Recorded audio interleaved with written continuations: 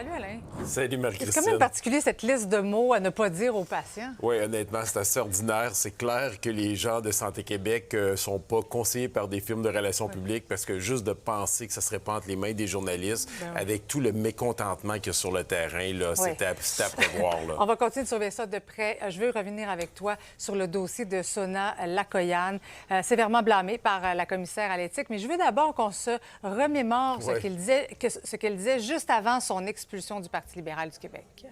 Il est très bon, puis il a très bien réagi à cette crise que vous avez créée. Vos informateurs anonymes, là, moi, je suis tannée. On va travailler pour les Québécois. C'est vous qui le dites ça. Elle blâmait les médias pour cette crise-là. Puis encore aujourd'hui... C'est facile, hein? Toujours la faute des autres. Là. Mais là, c'est écrit noir sur blanc dans le rapport de la commissaire à l'éthique.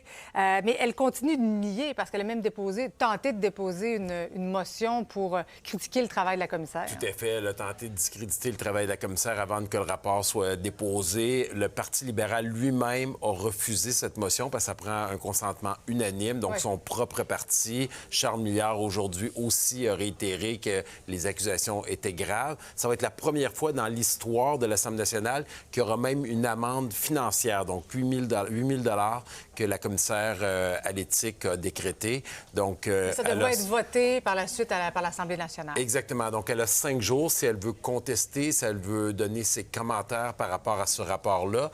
Et par la suite, une fois que cette information-là sera connue, qu'elle parle ou non, les parlementaires de l'Assemblée nationale vont devoir décider s'ils votent en faveur ou non de cette amende et des reproches qui lui sont adressés. Est-ce qu'elle peut être forcée de démissionner, Alain? Bon, il n'y a rien qui dit dans la loi. Puis souvent, on a trouvé que la loi de la commissaire à l'éthique, c'était juste une petite tape sur les doigts. Maintenant, il y a une amende financière, mais il n'y a rien qui oblige la députée de démissionner suite à ça. Puis on va se dire les vraies choses. Il reste quelques mois avant la fin de l'Assemblée nationale de ce mandat-là.